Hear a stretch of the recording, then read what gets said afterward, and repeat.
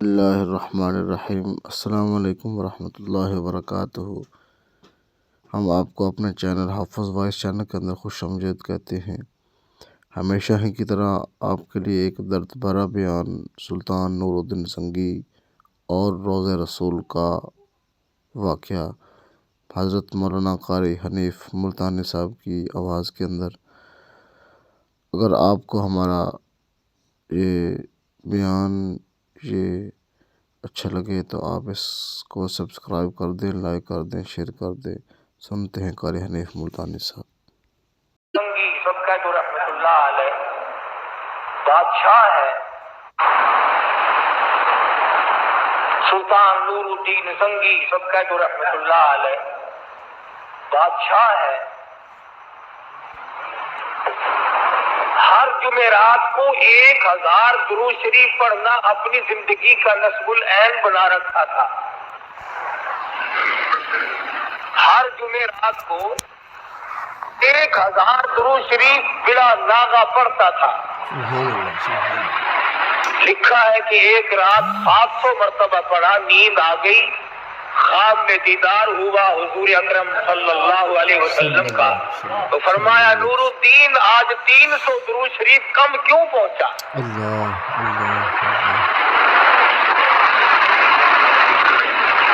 بادشاہ ہو کر 1000 درود شریف پڑھا کرتے تھے، ہم غریب ہو کر 100 مرتبہ بھی نہیں پڑھ سکتے۔ اور کمال یہ ہے کہ ہر شخص کے دماغ میں ایک بات بیٹھ گئی کہ میں جنتی ہوں اور جب سب سے پہلے میں داخل ہوں گا۔ یہی سلطان نور الدین سنگی کی حکومت ہے۔ عیسائیوں اور پادریوں نے سازش کی، 2 آدمی مسلمان ظاہری مسلمان بنا کر کے مدینے پاک بھیجے۔ انہوں نے جنت البقیع کے قریب ایک مکان خریدا اور اس مکان سے سرنگ لگانی شروع کر دی محمد عربی صلی اللہ علیہ وسلم کے روضہ اقدس تک۔ مٹی جو نکلتی اسے قبروں کی طرف پھینک دیتے۔ ایسا چونکہ پیچھے انگریز کی طرف سے آتا تھا، عیسائیوں کی طرف سے آتا تھا، مدینے پاک میں لوگوں کی بڑی خدمت کرتے تھے، بڑی سخاوت کرتے تھے، بڑی خیرات کرتے تھے۔ ہاں، جو 4 دیگیں پکاتا ہوا نظر آ جائے اس کو ولی اللہ نہ سمجھا کرو۔ جس کے یا سال میں 2-4 مرتبہ نیاز بختی دکھائی دے جائے، تم تو کہتے ہو کہ حاتم طائی کا باپ یہی ہے۔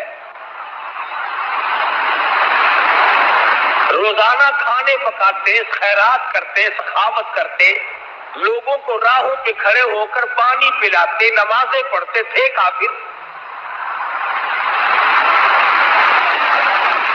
سرنگ چلتی چلتی محمد مدنی صلی اللہ علیہ وسلم کے دربار کے قریب پہنچی۔ اللہ اکبر۔ سلطان نور الدین سنگی رحمہ اللہ بادشاہ وقت سویا ہوا ہے، حضور اکرم صلی اللہ علیہ وسلم کا خواب میں دیدار ہوا اور ان دونوں آدمیوں کی شکل دکھائی دی۔ آپ نے فرمایا نور الدین تو سویا ہوا ہے اور یہاں مجھے یہ 2 کتے تنگ کر رہے ہیں۔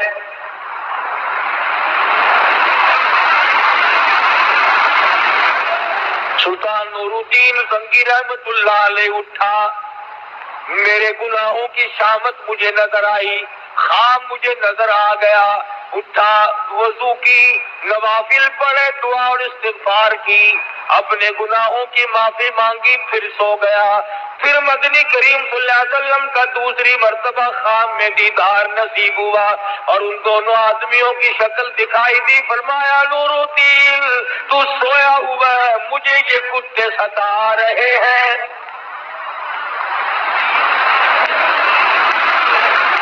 پھر نور الدین سنگی رحمت اللہ علیہ اٹھا، دعا مانگی، وضو کیا، استغفار کی، نوافل پڑھے، پھر تیسری مرتبہ سو گیا، پھر خواب میں دیدار ہوا محمد عربی صلی اللہ تعالی علیہ وسلم کا، اور وہی جملہ اپنے ارشاد فرمایا، دونوں عیسائیوں کی شکل دکھائی۔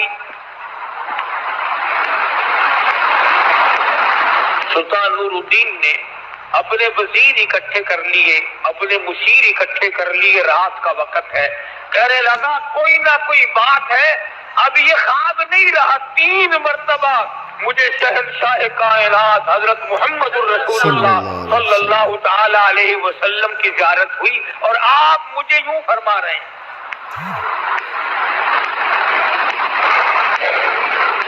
وہ کیسا بادشاہ ہوگا جس کو ایک ایک رات میں 3 مرتبہ آقا کا دیدار نصیب ہو۔ قربان جاؤں اس بادشاہ کے پاؤں سے اڑی ہوئی خاک پہ۔ اور بھی دوستو یہ بھی غور کرو کہ مشکل اور پریشانی کے وقت میں ہمیشہ اپنے آدمی کو کہتا ہے کوئی، بے شک بے شک، تیری ساتھ کسی کا مقدمہ ہو جائے، لڑائی ہو جائے، رنجش ہو جائے، اس کو جا کے کہے گا کہ جس پر تیرا 100% اعتماد ہو کہ یہ میرا ہے، یار دیکھ میری ساتھ کیا ہو رہی ہے۔ پتا چلا کہ کالی کملی والے کا اور نور الدین بادشاہ کا کتنا گہرا تعلق ہوگا۔ مشورہ دیا سلطان نور الدین زنگی رحمت اللہ علیہ کو کہ دعوت کرو سارے مدینے کے مردوں کی، اور آپ بیٹھ کر دیکھتے رہے، جب وہ آئے پکڑ لیں گے۔ خدا کی قسم کتنا نیک بخت سعادت مند ہوگا وہ بادشاہ جو اہل مدینہ کو دعوت کھلا رہا ہے، سامنے بیٹھا ہے، سارا مدینہ آ رہا ہے، کھا رہا ہے، جا رہا ہے، بادشاہ سامنے بیٹھ کے ایک ایک کی شکل کو دیکھتا جاتا ہے، دیکھتا جاتا ہے، کہنے لگا کوئی نہیں، ان میں سے ایک بھی نہیں۔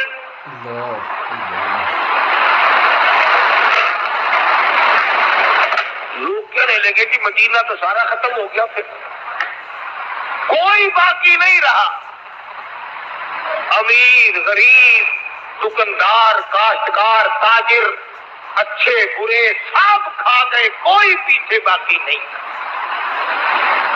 بادشاہ کہنے لگا، پریشان ہوا سلطان نور الدین، یہ بات سچ ہے، سرکار دو عالم صلی اللہ علیہ وسلم کا فرمان ہو اور غلط ہو جائے؟ نہیں ہو سکتا، نہیں ہو سکتا، ایسا نہیں ہو سکتا۔ سچ ہے، سرکار دو عالم صلی اللہ علیہ وسلم کا فرمان ہو اور غلط ہو جائے؟ نہیں ہو سکتا، ایسا نہیں ہو سکتا۔ نور الدین زنگی نے گورنر مدینہ کو، آدمی کہاں ہے؟ اندر کی بات نہیں بدلائی، اور آدمی باقی ہے مدینے کے، میرا ایمان کہتا ہے، میرا یقین کہتا ہے آدمی باقی ہے مدینے کے دعوت کھانے والے، تم کیسے کہتے ہو سارے ختم ہو گئے؟ سبحان اللہ۔ اب حکومت والے کو چل دیے تلاش کرنے، ایک وہیں پہ ہمارے حاجی شفیع صاحب جیسا اچھا آدمی پاس کھڑا ہوا تھا، کہنے لگا کہ میں نے ہوں یاد آئے، 2 بندے بڑے نیک، بڑے ولی، بڑے سخی، بڑے حاکم تائیں، اور ایک گل ہے وہ کسی کا کھان دے نہیں، وہ تو کھواندے ہیں سارا ہی دن، وہ کسی کا نہیں کھاتے، وہ تو سارا دن کھلاتے ہیں، لوگوں کو سخاوت کرتے ہیں، پانی پلاتے ہیں، ستو پلاتے ہیں، پیسے دیتے ہیں، غریبوں کی امداد کرتے ہیں، مریضوں کی عیادت کرتے ہیں۔ سلطان نور الدین بادشاہ کہنے لگا چلو لاؤ تو صحیح، نہیں کھائیں گے میں دیکھ پہ دوں گا، زیارت تو کر دوں گا ان کی۔ ان دونوں نیکوں کو بلا کے لائے جو لوگوں کی نظروں میں ولی اللہ بنے ہوئے تھے، بادشاہ دیکھتے ہی پہچان گیا کہ یہی ہے وہ مسلمان، پکڑ لیا اور ان کی مالش شروع کی۔ جو لکھا کتابوں میں کہ لوگوں میں ایسا سکہ بچھا رکھا تھا انہوں نے کہ پٹائی ان کی ہو رہی تھی، سارا مدینہ رو رہا تھا، ہائے نیکوں کو مار دیا، ہائے غضب ہو گیا، ہائے وہ دیکھو وہ ستو پلانے والے کی پٹائی ہو گئی، اور فلاں نے جس نے مجھے کپڑا دیا تھا اس کی پٹائی ہو گئی، عورتیں رو رہی ہیں کہ کہ یہ تو ہمیں غریبوں کو کپڑے دینے والے نیک لوگ. ان دونوں کو مار پڑ رہی ہے اور سارا مدینہ رو رہا ہے.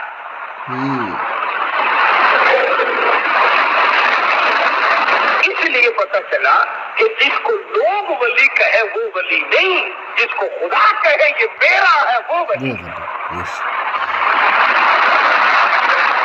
اہل کشف حضرات نے لکھا ہے، یہ بات قرآن حدیث کی نہیں، اہل کشف حضرات نے لکھا ہے کہ جب رابعہ بصری رحمت اللہ علیہ عورت تھی حسن بصری کے زمانے میں، اپنے زمانے کی ولی اللہ تھی، اس کا جب انتقال ہوا قبر میں جب رکھا گیا تو منکر نکیر آ کے کہنے لگے مر میں تو ساری عمر کہتی رہی ہوں وہ ہے، آج تو اس سے پوچھو کہ وہ مجھے اپنی بناتا ہے کہ نہیں.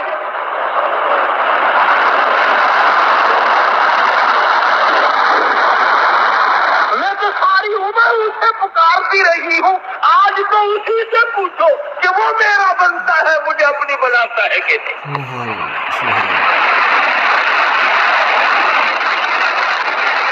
ایسے لوگ تھے.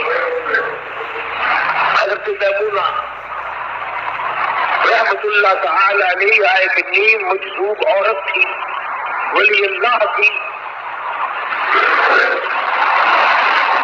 شیخ عبد الواحد ایک بزرگ ہے، اللہ والے ہیں، مجرد سے دنیا میں شادی نہیں کی، سارا دن روزہ رکھتے تھے، ساری رات عبادت کرتے تھے. ایک دن تہجد کے وقت رو کے عرض کر دیا الہی میں نے دنیا میں شادی تو نہیں کی تو جنت میں مجھے کون سی عورت دے گا؟ جو اب آواز آئی میمونہ ملے گی تجھے.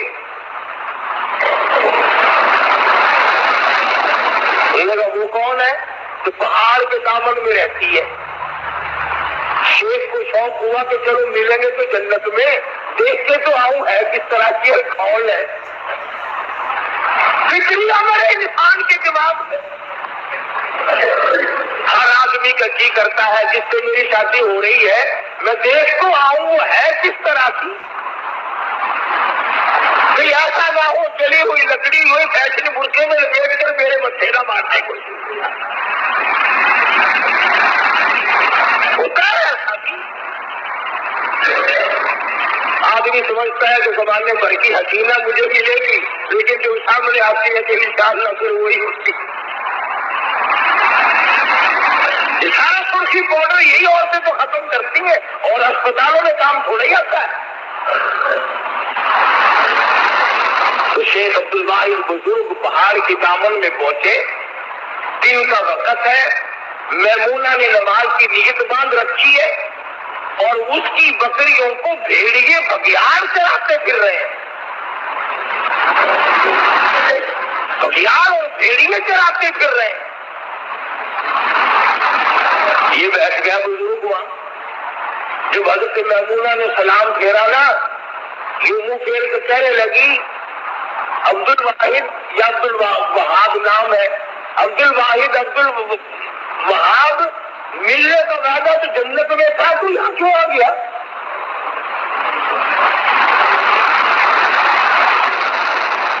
اس کو مارا لے جانا جہاں وہ لے جایا کرتے ہیں کہ ان کو بھی علم غیب تھا. اور خدا جس کو بتا دے. ٹیلی فون آ جاتا ہے ریلوے اسٹیشن پر کھانے وال سے کہ تیزگام اتنے بجے پہنچ رہی ہے، وہ اعلان کر دیتے. یہ غیب کا علم تھوڑا ہی ہے.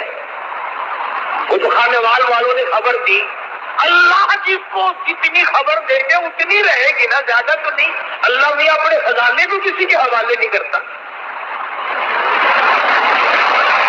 حضرت میمونہ کہنے لگی یا کیوں آیا؟ ملنے کا وعدہ تو جنت میں تھا. میرا نام کس نے بتایا تجھے؟ میرا نام کس نے بتا دیا تجھے؟ کہنے لگی واہ ہوا، جس نے میرا سارا پتہ تجھے بتلایا وہ تیرا نام بتانا مجھے نہیں جانتا. اور وہ حیران ہو کر کے دیکھنے لگا تو بھیڑیے بگیار بکریاں چراتے پھر رہے ہیں. کہنے لگی کیا دیکھ رہا ہے؟ میں اس کے کام میں لگی ہوں، وہ میرا کام خود کرے، بھیڑیوں سے کرائے، کوئی کرے، مجھے کیا کرنا ہے؟ میں اس کی عبادت میں لگی ہوئی ہوں، میرا یہی کام ہے.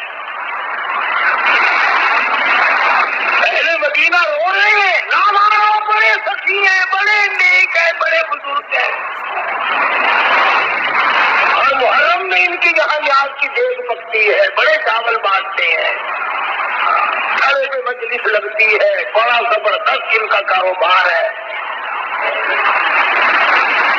نماز نہیں پڑھنی، روزے نہیں رکھنے، ارکان اسلام کو ڈھا دینا، ایک چاول ایک بانٹ کر کے جنت کے دروازے پہ اونچے دروازے پہ نام لکھوا لینا۔ اگر یوں نام لکھے جاتے تو بلال کا چمڑا نہ اکھیڑا جاتا۔ پٹائی ہوئی دونوں کی، مدینہ منورہ کے حکمراں پولیس والے مار رہے، سارا مدینہ رو رہا ہے۔ یہ کیا بات ہوئی؟ جو اتنے نیک تھے، جتنے اللہ والے تھے، اتنے سخی تھے، ان کو نہ مارو، یہ تو سارے مدینہ پہ رات دن صدقہ کرتے ہیں، کھانے والے نہیں کھلانے والے ہیں۔ سلطان نور الدین زنگی رحمۃ اللہ علیہ نے خوب مالش کرائی، اس کے بعد ایک بول اٹھا، آؤ میں بتاتا ہوں، جس مکان میں رہا کرتے تھے اس مکان میں چاروں طرف جا کر دکھلایا، پھر مکر گیا، کچھ نہیں ملتا، جہاں مسلح بچھا ہوا ہے مسلح اٹھا کر تلاش کیا، اس مکان میں بھی کچھ نہیں ملا، نہ انہوں نے بتلایا، مار کھا کے پکے ہوں گے نا 10 نمبری، بتایا ہی نہیں۔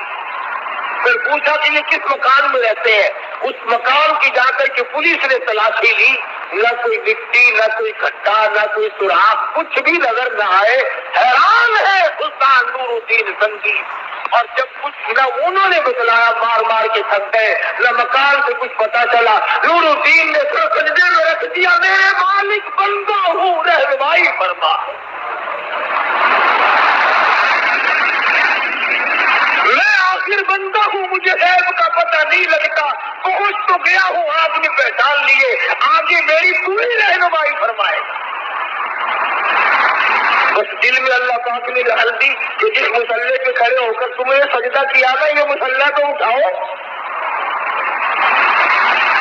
مسلح اٹھایا تو نیچے سے چٹان، باقی تمام فرش سے الگ ایک چٹان ہے پتھر کی، چٹان اٹھا کر کے دیکھا، یہاں سے لے کر گنبد خضرا صلی اللہ علیہ وسلم تک مکمل سرنگ لگائی جا چکی تھی، اور عیسائی کافروں نے جو پروگرام بنایا تھا کہ حضور اکرم صلی اللہ علیہ وسلم کا جسم اقدس نکال کے لے آؤ، پھر ہم مسلمانوں سے مطالبہ کریں گے کہ تم جو کہتے ہو یہاں ہمارا نبی ہے، یہاں ہمارا نبی ہے، یہاں ہمارا محمد ہے صلی اللہ علیہ وسلم، اور یہاں ہمارا رسول ہے، تو نبی کے جسم کو زمین نہیں کھایا کرتی، آؤ کھود کے دکھلاؤ ہمیں کہاں ہے، قبر خالی ملے گی، مسلمان جھوٹے ہو جائیں گے۔ پروگرام تھا کافروں کا۔ سلطان نور الدین زنگی رحمۃ اللہ علیہ نے اسی وقت حضور اکرم صلی اللہ علیہ وسلم کی قبر شریف سے چاروں طرف 9 دیواریں بنوائی، زمین کی نچلی سطح سے لے کر اوپر تک، اور اس میں لوہا، تانبا، پیتل، سونا، چاندی، شیشہ، ہر قسم کی دھات ملائی کہ کوئی بھی توڑ نہ سکے۔ اب جہاں میں اور آپ جا کر کے سلام پڑھتے ہیں، 9 دیواریں ہیں اور 10ویں جالی ہے، 9 دیواریں ہیں اور 10ویں جالی ہے، یہاں کھڑے ہو کر کے ساری کائنات حضور اکرم صلی اللہ علیہ وسلم کی ذات اقدس پر سلام عرض کرتی ہے۔ تمہارا کیا کہنا؟ تمہیں تو وہاں جانے کی بھی ضرورت نہیں، یہ لاؤڈ اسپیکر کے سامنے کھڑے ہو کے کہہ لیتے ہو، تمہارے لیے یہی کافی ہے۔ کیا کرو گے مدینے جا کر؟ نہ مدینے والا تمہیں ٹھہرنے دے، نہ تم وہاں ٹھہرو، نہ رہو، نہ مرو، کوئی چیز بھی تمہارے بس کی نہیں۔ سارا یہ کر رہا تھا کہ وہ لوگ کتنے خوش نصیب تھے، بات یوں چل نکلی، آج کوئی مضمون بنا کر کے نہیں لایا کہ اللہ پاک نے بادشاہوں کو ولایت دی، حکمرانوں کو ولایت دی، خلیفاؤں کو ولایت دی، وزیر اولیاء کرام میں سے تھے، آج غریبوں کو کیا ہوا کہ وہ نماز بھی نہیں پڑھتے، بلکہ ایک وقت تھا لوگ بچا کرتے تھے۔ عالمگیر بادشاہ مغلیہ خاندان کا ہے رحمہ اللہ، ایک آدمی ہے بہت اللہ والا ہے، اس کے زمانے میں ایک بہروپی نے پیری کا روپ دھار لیا، बुजुर्ग बन बैठा है एक झोपड़ी में। उसने कहीं शहर के करीब बनाई होगी। ये हमारे जमाने के जितने मलंग है ना, कुलियों वाले, कब्रिस्तान के किनारे पे जाके कुल्ली बनाते हैं। जितनी तरफ, जितनी भीम, जितनी भंग, जितना जुआ कब्रिस्तान में होता है, शहर में नहीं होता। और मैं दावे से कहता हूँ, जितनी बदकारी लोग कब्रिस्तान के इर्द गिर्द करते हैं, इतनी बदकारी तकले में नहीं। इल्जाम हमें देते हो, तुम मुर्दों में बैठकर शराब पियो, भंग पियो, चरस पियो और बकवास करो, नमाज न पढ़ो, हरामखोरी करो और फिर वहां भी हम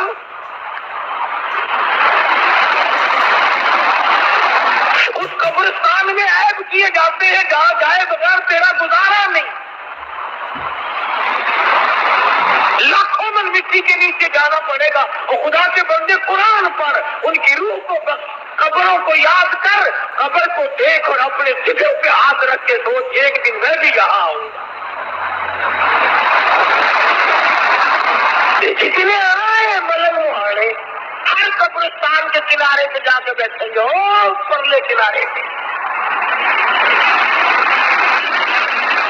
इसलिए मैं तो कहता हूँ हुजूर अकरम सल्लल्लाहु अलैहि वसल्लम का इरशाद करामी है, अगर कोई बाअमल आदमी, अच्छा मुत्तकी किस्म का आदमी कब्रिस्तान से गुजरता हुआ सूरत यासीन पढ़ के बख्श के चला जाए, नबी ने इरशाद फरमाया 40,000 मुर्दों की निजात हो जाती है।